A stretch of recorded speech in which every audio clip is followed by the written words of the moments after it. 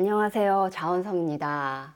자, 드디어 오늘은 돼지고기 5근을 요리할 시간이 왔습니다. 제 2장 도노. 대주스님께서 과연 도노를 어떻게 요리하셨는지 한번 살펴보겠습니다. 어떤 법을 닦아야 곧 해탈을 얻을 수 있겠습니까? 오직 도노의 한문만이 곧 해탈을 얻을 수 있느니라.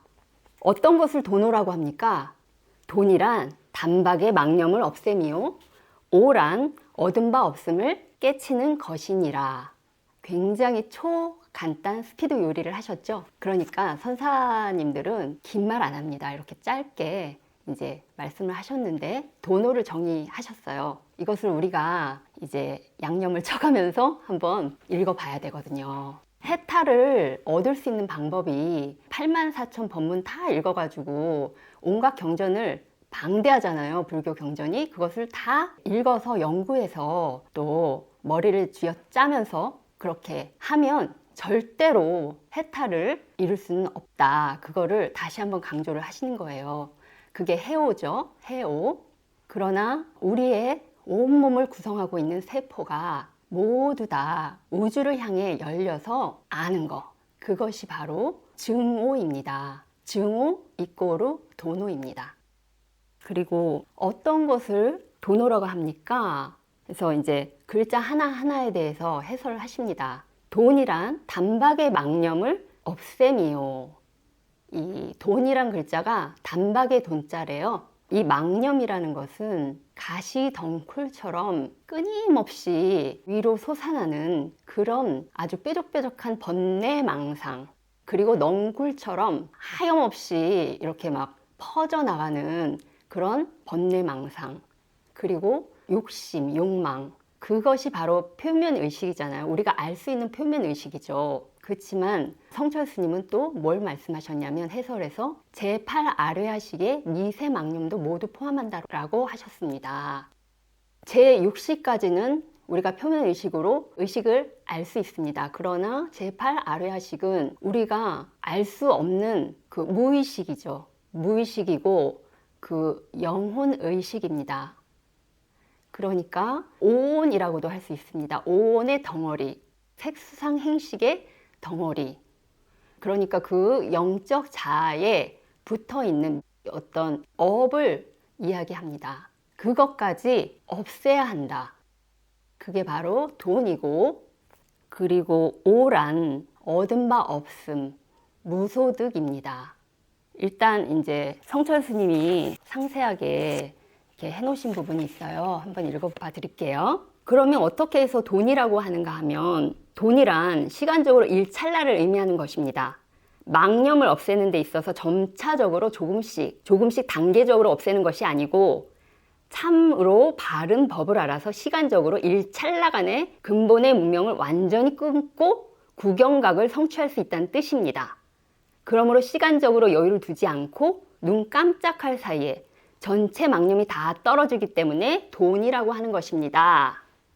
여기에서 구경각이라는 것은 제9식을 의미합니다. 그러니까 깨달은 거죠. 여기서 제가 부연 설명을 좀 해드릴게요. 불국사에 갔을 때 거기 비로전이 있었어요. 근데 비로전에 가서 기도를 했는데 거기서 비로자나 부처님이 여기에 대한 힌트를 주시는 거예요. 어떤 힌트를 주셨냐면은 생각의 끈을 일찰나간에 순식간에 놓쳐버린다. 그게 바로 돈이다 하시더라고요. 그러니까 이 생각의 끈이라는 것은 아까 제가 말씀드린 망념이죠. 그 망념을 놔버리는 것이 아니고 놓쳐버린다라는 표현을 하십니다. 이 놔버린다 하면 의식적으로 표면의식으로 그냥 행을 하는 것이죠. 그래서 인위가 들어갑니다. 근데 이 놓쳐버린다 함은 우리가 뭔가의 끈을 놓칠 때 어떤 순간에 놓치게 됩니까? 우리가 멍하게 어떤 다른 생각을 하거나 어떤 다른 영역 속으로 순간 들어가 버리는 감각이죠.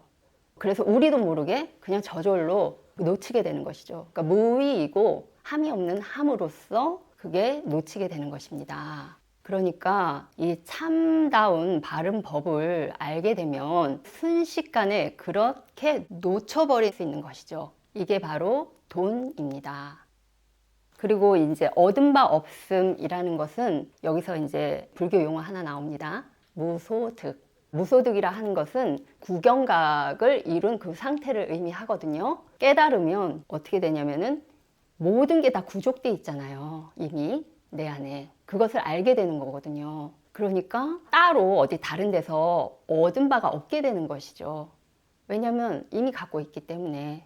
여러분들의 이해를 돕기 위해서 제가 이제 경험을 하나 말씀드릴게요. 제가 돈도 하나도 없고 힘든 시절이 있었어요. 그때 칠갑산 장곡사에 가서 이 산신각에 들러서 기도를 하고 명상을 하고 그랬어요. 근데 그 당시 좀 어려운 시절이어서 신세한탄을 했습니다. 가서 저 어떻게 하면 되겠습니까? 진짜 너무 막막합니다. 그렇게 이제 막 하소연을 했어요. 그랬더니 산신 할아버지가 정녕 온 우주가 너의 것일진데 딱 한 줄 그 말씀을 해주시는 거예요. 그러니까 온 우주가 너의 것일진데 왜 걱정을 하느냐. 그 말을 듣고서 굉장히 용기와 힘을 얻었어요. 여기에서 이 말이 뭐냐면 바로 얻은 바 없음을 의미하는 것이죠. 다음을 한번 다시 읽어보겠습니다. 이 책은 제자와 스님 간의 이 대화로 쭉 이어져 나갑니다. 이야기가요. 무엇부터 닦아야 합니까? 근본부터 닦아야 하느니라. 어떻게 하는 것이 근본부터 닦는 것입니까? 마음이 근본이니라 했습니다. 드디어 우리들의 화두 마음이 나왔습니다. 이 마음을 설명하기가 참 좀 쉽게 생각하면 이제 쉽게 설명할 수 있겠지만 이 마음이라는 단어가 어느 문장에 어떻게 들어가 있냐에 따라서 굉장히 다른 차원에서 해석이 될 수 있습니다. 여기서 마음은 우리의 일반적인 마음을 의미하는 것이 아니라 진여자성을 의미합니다. 그래서 마음을 닦는다는 실제 의미는 애써 설거지하는 것이 아니고 진여자성을 그대로 드러낸다는 그런 의미입니다. 그러면 진여자성이란 무엇일까요? 자성은 스스로 자자에다가 성품 성이니까 스스로 갖추고 있는 성품이라는 뜻입니다.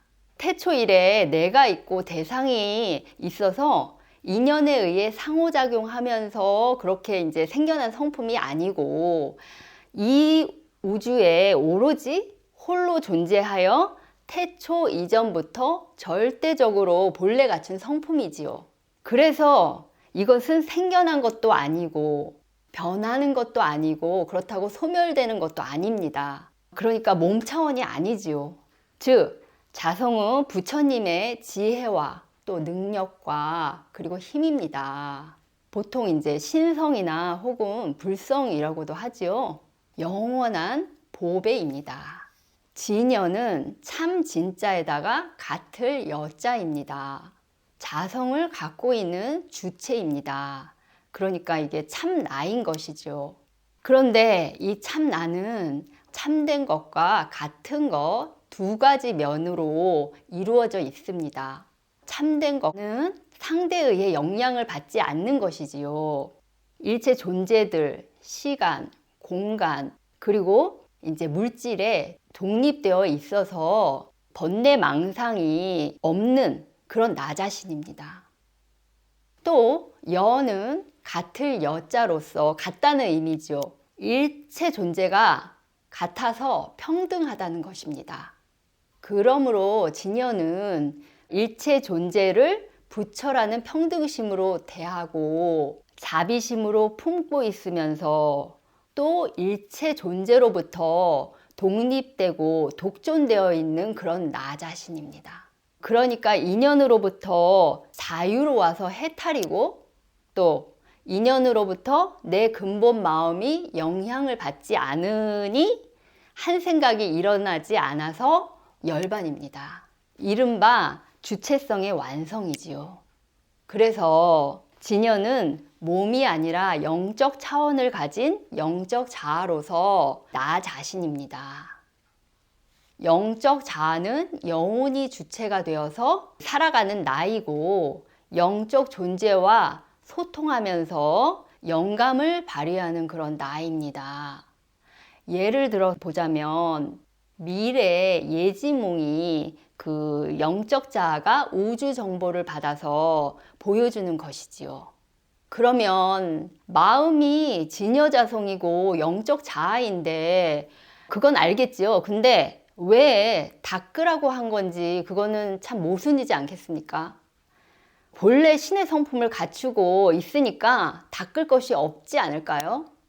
예, 그렇습니다. 그런데 이 영적 자아는 어떻게 되어 있냐면 진여자성과 이 진여자성을 덮고 있는 오온, 즉 업, 이 두 부분으로 결합돼서 이렇게 뭉쳐져 있는 것입니다.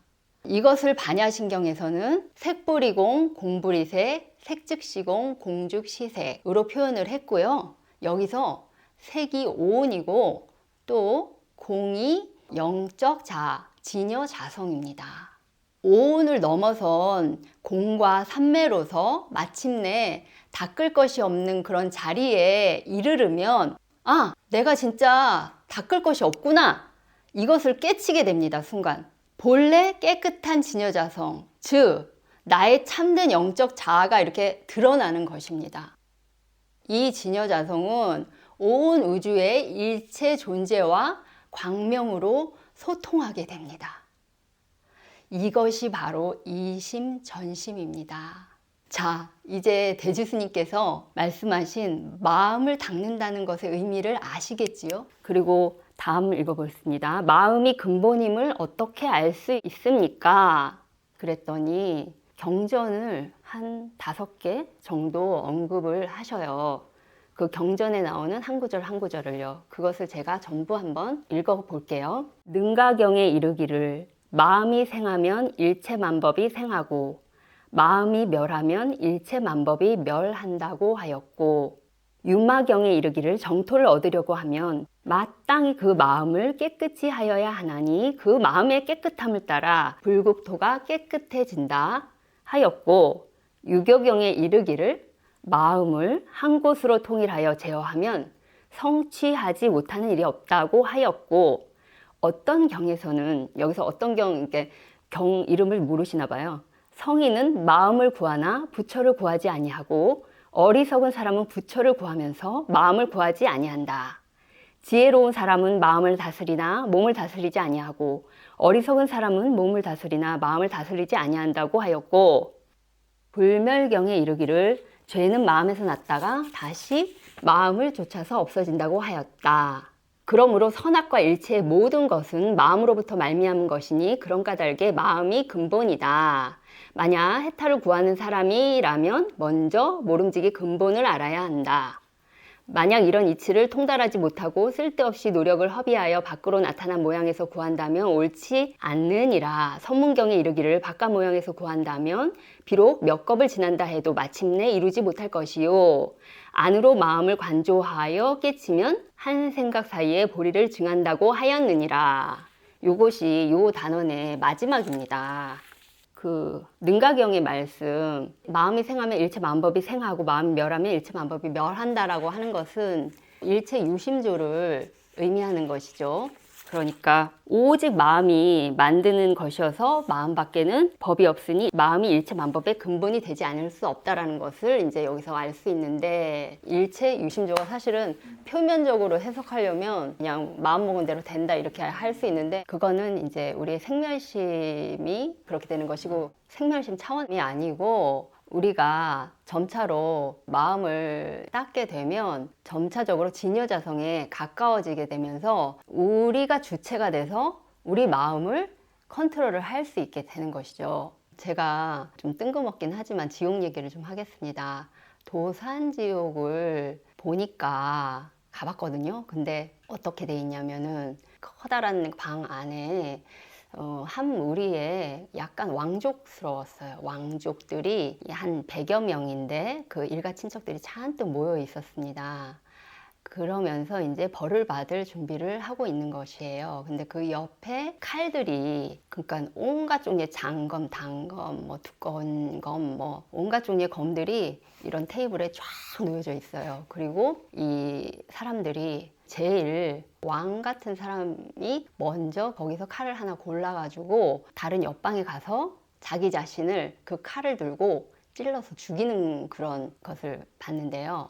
차례대로 이제 들어가는 것이죠. 그 다음에 왕비, 그 다음에 공주, 뭐 이런 식으로 쭉 칼을 하나씩 골라서 들어가서 누가 자기를 난도질 하는 게 아니라 자기 자신을 스스로 그렇게 난도질을 자기 마음대로 하는 거예요. 자기가 이렇게 찌르고 싶은데 그냥 평소에 좀 마음에 안 든 그런 부위를 그냥 막 푹푹 찌르고, 그리고 이렇게 날카로운 그런 검으로 회 뜨듯이 자기 자신을 회를 떠요. 그러면서 피를 엄청나게 이렇게 흘리면서 죽어요.